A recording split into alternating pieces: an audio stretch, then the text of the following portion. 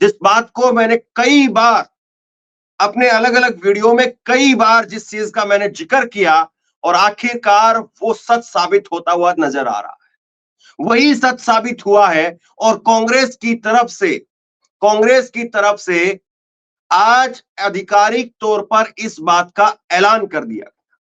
मजेदार बात यह है कि कांग्रेस की तरफ से इस बात का ऐलान किया गया, लेकिन इस बात का ऐलान भी इंडिया गठबंधन की बैठक के बाद हुआ है।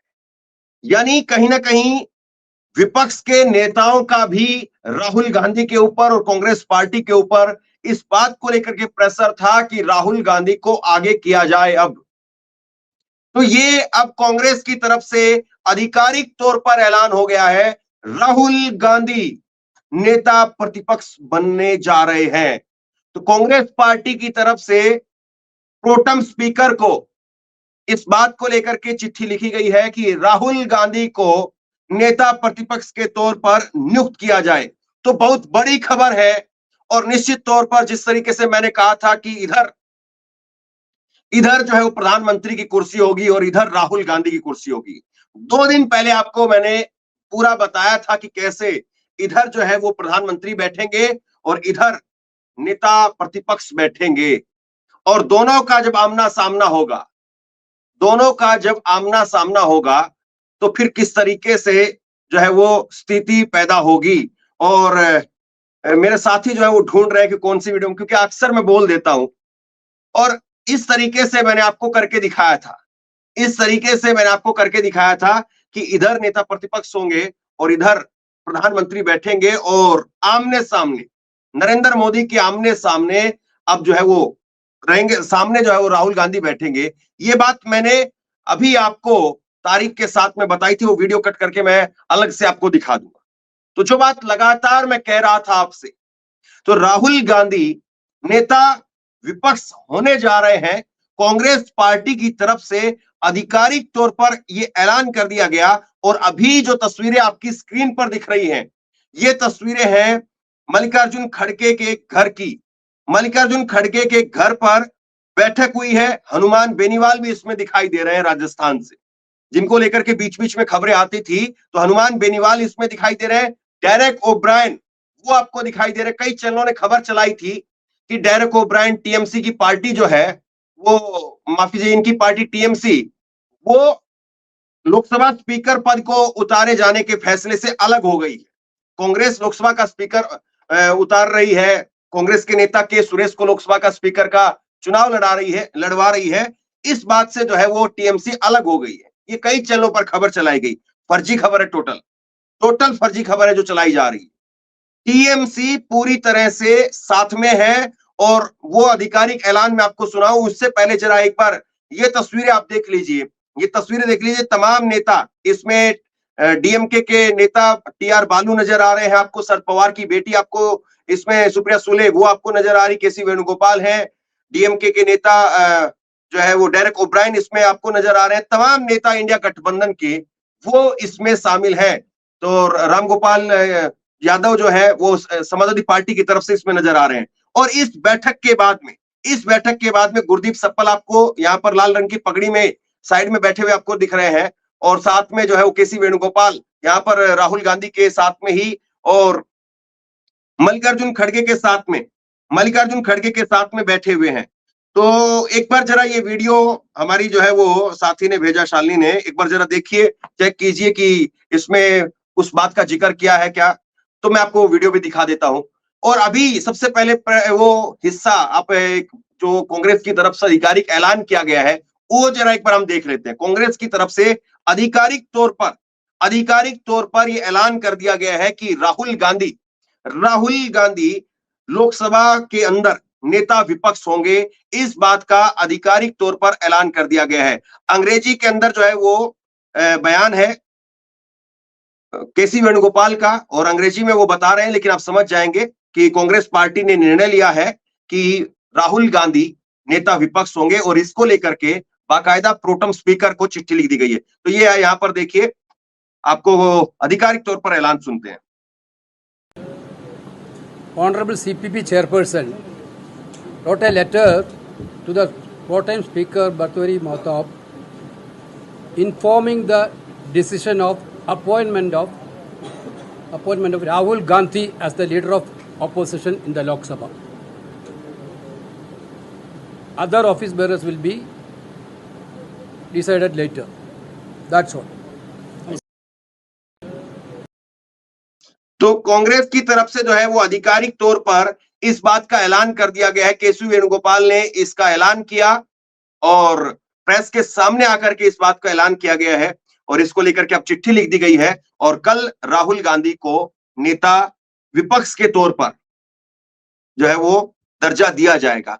अभी नेता विपक्ष के तौर पर दर्जा दिया जाएगा, इसको लेकर के मैं पहले भी आपको बता चुका हूं कि इसकी क्या महत्वता है, इसके क्या जो है वो इंपोर्टेंस है, इसको लेकर के मैं पहले भी कह चुका हूं। ये पद जो है राहुल गांधी ने कमाया है। मैं आपको बताऊं तो राहुल गांधी यूथ कांग्रेस के राजनीति में जब उनकी शुरुआत हुई थी तो यूथ कांग्रेस के प्रभारी बने, एनएसयूआई के प्रभारी से शुरुआत हुई, फिर उसके बाद में कांग्रेस के उपाध्यक्ष बने, फिर कांग्रेस के अध्यक्ष बने और 2019 में जब कांग्रेस हार गई उसके बाद में राहुल गांधी ने कांग्रेस के अध्यक्ष पद पर जिम्मेदारी लेते हुए अपना इस्तीफा दिया था। कांग्रेस के और किसी बड़े नेता ने इस्तीफा नहीं दिया था, लेकिन राहुल गांधी ने इस्तीफा दिया था और आज राहुल गांधी अध्यक्ष भी नहीं थे, मल्लिकार्जुन खड़गे अध्यक्ष थे और राहुल गांधी जो है उन्होंने जबरदस्त तरीके से चुनाव जो है वो लड़ा, कांग्रेस पार्टी को लड़ाया, दोनों सीट खुद जीत करके आए। पिछली बार खुद की एक सीट हार गए थे वो, इस बार दोनों सीट वो खुद जीत करके आए, कांग्रेस की संख्या डबल से भी ज्यादा कर दी, 99 पर कांग्रेस को लेकर के आए और ये जो पद है ये पद 55 सीटें जिस भी पार्टी को आती उसको मिल जाता। अब ये सीटें आई है कांग्रेस पार्टी की 99 सीटें, अखिलेश यादव की तीसरी सबसे बड़ी पार्टी 37 उनको आया है।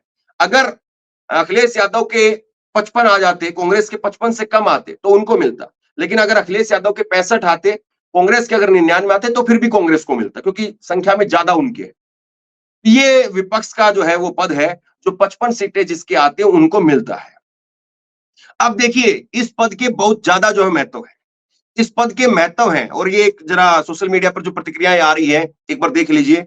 जैकी यादव है वो लिख रहे हैं कि बहुत तगड़ी खबर, सुन करके खुश हो जाओगे, खबर बहुत तगड़ी है, सुन करके खुश हो जाओगे।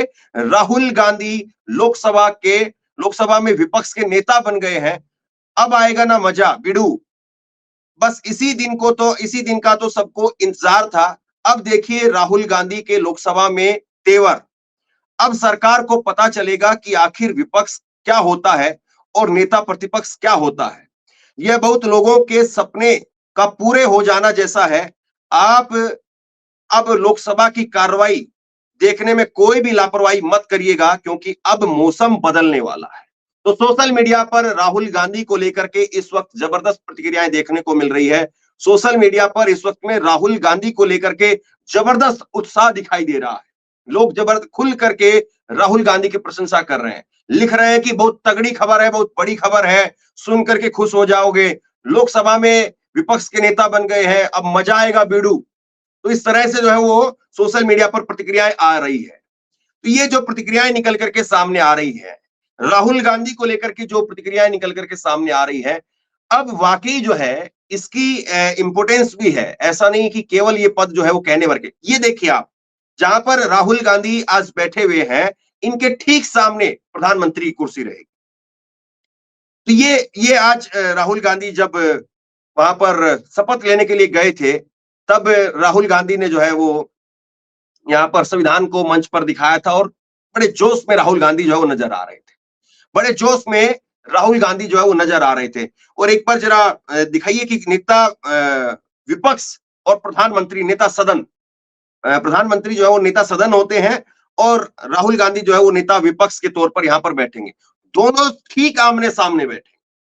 और यही बात मैंने आपको समझाते वक्त भी बताई थी कि दोनों की जो कुर्सियां हैं वो आमने सामने यहाँ पर ऐसे लगेंगी और बाकी जो सांसदों की कुर्सियां हैं वो ऐसे लगेंगी। ये बात मैंने कहा था और आज देखिए फ्रीज करिए यहीं पर जरा। तो ये दो कुर्सियां जो है वो आपको इस तरफ जो है वो राहुल गांधी यहाँ पर बैठे हुए मिलेंगे, अखिलेश यादव उनके साथ में बैठेंगे और सामने उधर सामने जो है इधर कुर्सी रहेंगी जिस पर 4 सांसद बैठेंगे। राहुल गांधी यहाँ पर अभी है, उनके साथ में के सुरेश जिनको अभी जिनको स्पीकर का चुनाव लड़ाया जा रहा है, अगर वो जीत जाते हैं तो वो फिर आपको स्पीकर की कुर्सी पर दिखेंगे, फिर उसके बाद में उनसे सीनियर कोई नेता यहां पर दिखेगा।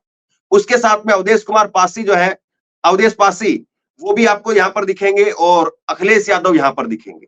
और दूसरी तरफ सामने नरेंद्र मोदी, अमित शाह और उसके साथ में राजनाथ सिंह और नितिन गडकरी, ये 4 नेता जो है वो आपको दिखेंगे। तो ये आमने सामने की लड़ाई, आमने सामने की लड़ाई। और इस बात को मैंने आपको एक बार नहीं कई बार इस बात को कहा कि राहुल गांधी पर बार बार एक ठप्पा लगाया जाता है कि वो जिम्मेदारी से भाग जाते हैं। राहुल गांधी जिम्मेदारी से भाग जाते हैं, ये बार बार उनके ऊपर चिपकाया जाता है कि राहुल गांधी जिम्मेदारी लेने के लिए तैयार नहीं, गैर जिम्मेदार आदमी है, कुछ भी बोलते हैं और बोल करके चले जाते हैं, विदेश में चले जाते हैं, छुट्टी पर चले जाते हैं। और मोदी जी और तमाम भाजपा के नेता तो कह ही रहे थे कि जैसे ही चुनाव का नतीजा आएगा ये इटली चले जाएंगे। अखिलेश यादव के लिए कह रहे थे ये लंदन चले जाएंगे, लेकिन लंदन इटली वाले तो यहीं बैठे हैं। हाँ, मोदी जी एक बार इटली जरूर जा चुके हैं। लेकिन खैर छोड़िए उन बातों को। अब राहुल गांधी जो है, राहुल गांधी आपको सड़क पर दिखेंगे, राहुल गांधी आपको संसद में दिखेंगे। और मैंने इस बात को कहा भी था कि जब संसद के अंदर प्रोटेस्ट चल रहा होगा, जब संसद में हंगामा हो रहा होगा, और उस वक्त में मैंने इस बात को इसी उदाहरण के साथ कहा था कि अगर राहुल गांधी इस पद को स्वीकार करते हैं तो फिर जो है वो न केवल दिल्ली से जो है वो लोग पहुंचेंगे, अगर बैरिकेड तोड़ने की बात होती है, क्योंकि अक्सर ये होता है कि संसद के बाहर एक अलग से प्रदर्शन चलता है कांग्रेस पार्टी का या विपक्ष का, और संसद के अंदर एक प्रदर्शन चलता है। तो संसद में जो है विपक्ष अपना जब बात रखेगा, और आज जैसे नीट को लेकर के एनएसयूआई ने प्रोटेस्ट किया था 2 दिन पहले, अब उसमें नेता विपक्ष के तौर पर राहुल गांधी पहुंचेंगे। ये खबर जब उनको लगेगी कि नेता विपक्ष के तौर पर राहुल गांधी भी वहां पर आ रहे हैं, तो उन लोगों का जोश दुगना हो जाएगा, दुगनी ताकत से लोग जो है वो सड़क पर दिखेंगे आपको। और उसमें मैंने कहा था कि ना केवल दिल्ली के लोग, बल्कि उसमें अपना प्रोटेस्ट की ताकत दिखाने के लिए आपको महाराष्ट्र से, गुजरात से, मध्य प्रदेश से, हरियाणा से, उत्तर प्रदेश से, पंजाब से, उत्तराखंड, हिमाचल, हर जगह से आपको लोग वहां पर दिखाई देंगे, क्योंकि राहुल गांधी वहां पर आ रहे होंगे और राहुल गांधी नेता विपक्ष की हैसियत से वहां पर आ रहे होंगे। ये बात मैंने पूरे एग्जाम्पल के साथ में आपको बताई थी, और एक बार नहीं कई बार मैंने आपको बताई। और आज देखिए वो वही बातें सच हो रही, वही बात आज सच हो रही है। और राहुल गांधी ने इसको जो है वो स्वीकार कर लिया है, इसको, इस पद को स्वीकार कर लिया है।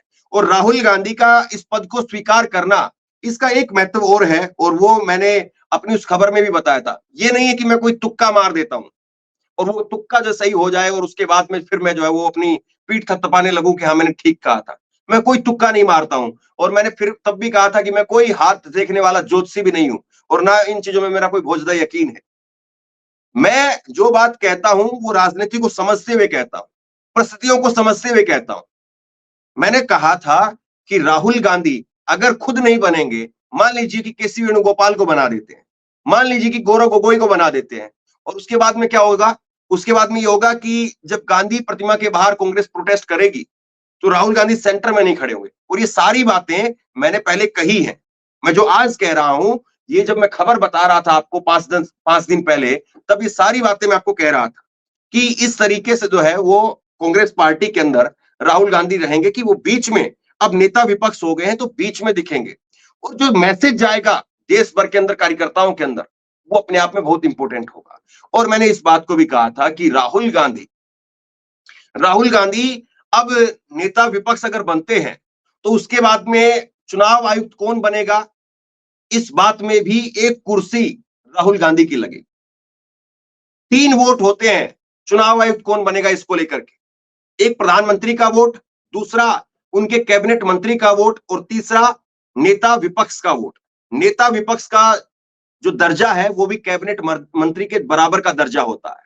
और जो स्मृति ईरानी, अभी बात बहुत हल्की लगने लग गई होगी आपको कि क्यों जिक्र हो रहा है, लेकिन मैं एक बात रेफरेंस के तौर पर सिर्फ आपको बता रहा हूं कि जो स्मृति ईरानी राहुल गांधी के बंगले को लेकर के सवाल पूछती थी कि राहुल गांधी को बंगला खाली करना चाहिए, राहुल ने बंगला खाली कर भी दिया था, और आज तक राहुल गांधी उस बंगले में गए भी नहीं, दोबारा संसद की सदस्यता मिलने के बाद में भी नहीं गए। लेकिन अब जो बंगला मिलेगा और जो फैसिलिटी मिलेंगी, जो सुविधाएं मिलेंगी, जो पैसा मिलेगा, वो कैबिनेट मंत्री के बराबर का मिलेगा। हालांकि खैर राहुल गांधी के लिए वो पैसा और वो तनख्वाह जो है वो बहुत ज्यादा कोई अहमियत नहीं रखती होगी, लेकिन करीब 3.5 लाख के रुपए जो है वो महीने की तनख्वाह कैबिनेट मंत्री की होती है, और वही उतनी ही तनख्वाह जो है वो राहुल गांधी को भी मिलेगी। कि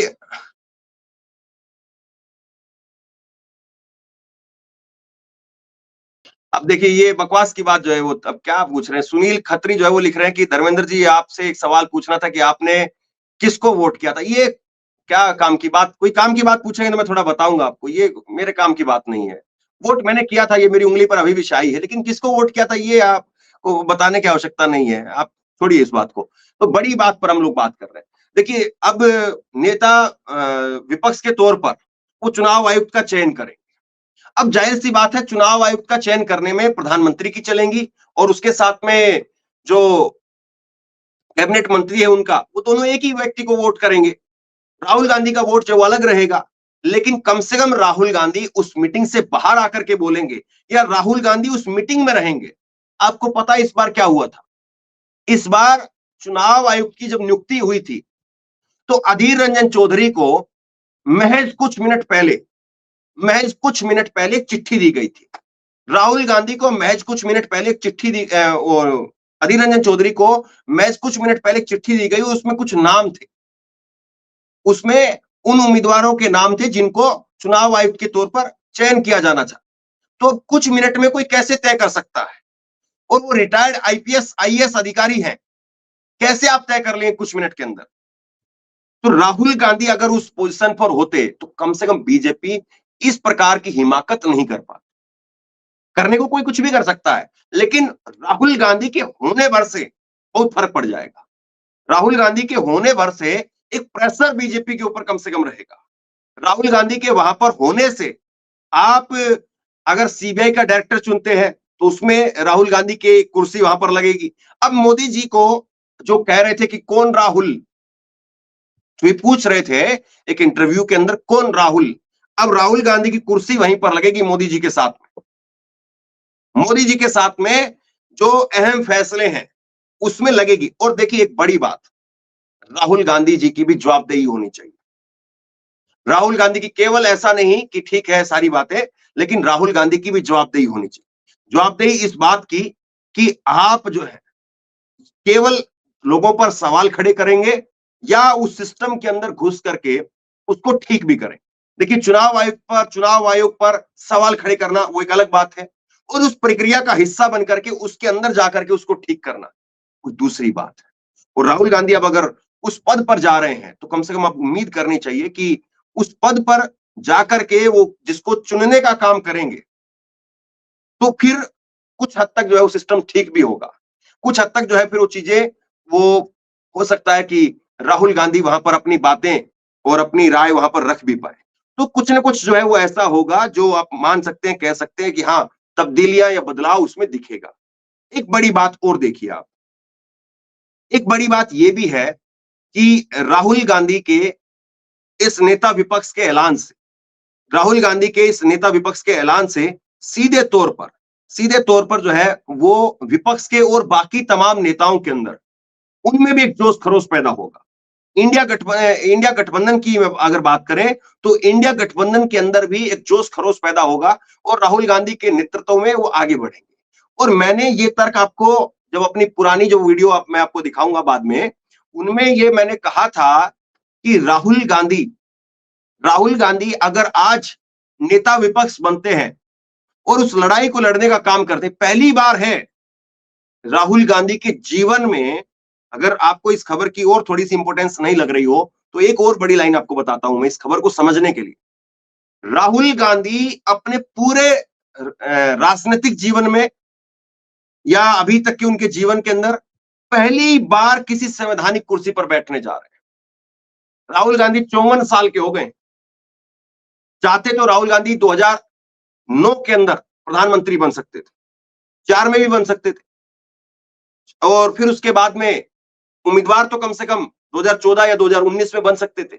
लेकिन राहुल गांधी ने बाकी के अपने तमाम साथियों को ज्योतिरादित्य सिंधिया को मंत्री बनवाया, सचिन पायलट को मंत्री बनवाया, आरपीएन सिंह को मंत्री बनवाया, जितिन प्रसाद को मंत्री बनवाया, इन तमाम नेताओं को, मिलिंद देवड़ा को मंत्री बनवाया। हर राज्य में से जो भी राहुल गांधी के साथ रहे, राहुल गांधी के हम उम्र थे, उन सबको राहुल गांधी ने मंत्री बनवाने का काम किया। लेकिन राहुल गांधी ने कभी खुद अपने लिए कोई पोस्ट नहीं ली। राहुल गांधी आज तक अपने 54 साल के जीवन के अंदर, और जो उनकी राजनीति की शुरुआत हुई 2004 से और 2020 आज 24 आ गई है, 20 साल, आज तक कभी भी किसी भी संवैधानिक पद पर वो नहीं रहे। किसी भी डिपार्टमेंट में चेयरमैन का पद हो या कोई भी पद हो, किसी पद पर राहुल गांधी नहीं रहे। तो राहुल गांधी के ऊपर बहुत बार यह आरोप लगता था कि वो केवल और केवल जो वो मतलब कि छीटाकशी करने में, या एक तरीके से जो कहावत के तौर पर कही जाती है कि पत्थर मार करके भाग जाते हैं, कि मतलब सवाल पूछा, डिस्टर्ब किया और चले गए, उसको ठीक करने के लिए आगे नहीं आ रहे। लेकिन राहुल गांधी आगे आ रहे हैं। उन्होंने पहले संगठन के अंदर जो है वो जिम्मेदारी ली, और संगठन में कांग्रेस के अध्यक्ष तक बने वो, और उसके बाद में इस्तीफा दे दिया। और इस्तीफा देने के बाद करीब करीब 6 महीने तक वो पद खाली रहा। बाद में फिर सोनिया गांधी को जो है वो अंतरिम अध्यक्ष बना करके ही दोबारा से काम चलवाना पड़ा। फिर सोनिया गांधी की तबीयत खराब होने लगी, फिर जाकर के अब दोबारा से चुनाव हुआ बाकायदा, और चुनाव होकर के शशि थरूर और मल्लिकार्जुन खड़गे के बीच में चुनाव हुआ, और इनके चुनाव के बाद में मल्लिकार्जुन खड़गे को फिर चुन करके बनाया गया। लेकिन राहुल गांधी ने कह दिया था कि मैं दोबारा से इस्तीफा देने के बाद में कांग्रेस का अध्यक्ष पद नहीं लूंगा, क्योंकि मैं चुनाव में कांग्रेस की हार की जिम्मेदारी ले रहा हूं। और उस हार की जिम्मेदारी से, और आज जीत का श्रेय, जीत का सेहरा वो कहीं ना कहीं राहुल गांधी के सिर पर कांग्रेस पार्टी यहां पर बांध रही है, और कांग्रेस पार्टी जो है वो यहां पर राहुल गांधी के सिर पर जीत का सेहरा बांध रही है। तो अब राहुल गांधी ऑफिशियल, आधिकारिक तौर पर, आपको मैं बता दूं, अधीर रंजन चौधरी जो है वो पिछली बार नेता विपक्ष थे। बहुत सारे लोगों को पता भी नहीं होगा कि नेता विपक्ष पिछली बार कौन थे, जो राजनीतिक रूप से अटैच नहीं है वो लोग, सामान्य जो है वो लोग, उनको नहीं पता होगा कि पिछली बार कौन था। तो इस पिछली बार अधीर रंजन चौधरी थे, और अधीर रंजन चौधरी जो है वो बयान कुछ और देते थे, और उनका मतलब कुछ और निकाल दिया जाता था, और फिर होता था कि भाई उनकी हिंदी ठीक नहीं है इसलिए बयान दे दिया, और फिर किरकिरी होती थी कांग्रेस की। राहुल गांधी के साथ में भी ऐसा रहा है। राहुल गांधी के साथ में भी ऐसा रहा है कि बहुत बार उनके बयानों को लेकर के कांग्रेस की किरकिरी हुई है। लेकिन अब राहुल गांधी उसके बाद में बदले हुए, अब राहुल गांधी जो है वो बदले हुए हैं। एक काम अभी भी राहुल गांधी को करना बाकी है, वो मैं आज कह रहा हूं। एक काम राहुल गांधी को अभी भी करना बाकी है, और वो काम है कि राहुल गांधी को एक कुर्सी कांग्रेस मुख्यालय में डालनी पड़ेगी। राहुल गांधी को एक कुर्सी कांग्रेस मुख्यालय में डालनी पड़ेगी। एक कुर्सी आप कांग्रेस मुख्यालय में डालिए, जो बाहर लॉन है, कांग्रेस मुख्यालय के बाहर का जो पार्क है, जो खाली स्पेस है, उसमें डालिए, बड़ा टेंट लगाइए, और चाहे उसमें महीने में 1 दिन सही, 2 दिन सही, उसमें आप बैठिए।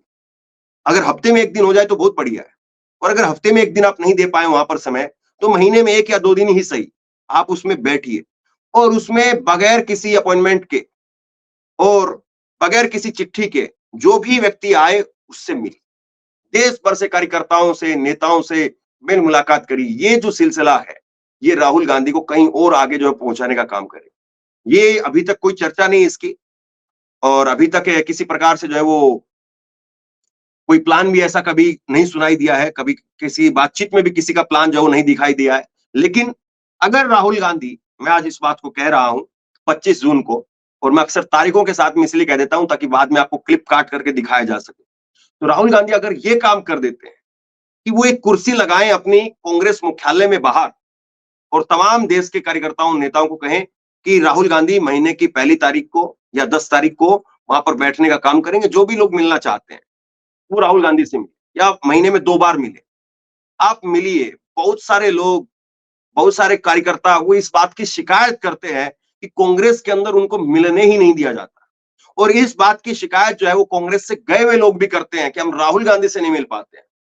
तो राहुल गांधी को अपने दरवाजे खोल कर वहां तक भी आना, वहां तक आना होगा। नेताओं से, कार्यकर्ताओं से, सबसे जो भी मिलना चाहते हैं, खुले वहां पर जो है वो मंच पर मिलिए, उनकी बात सुनिए।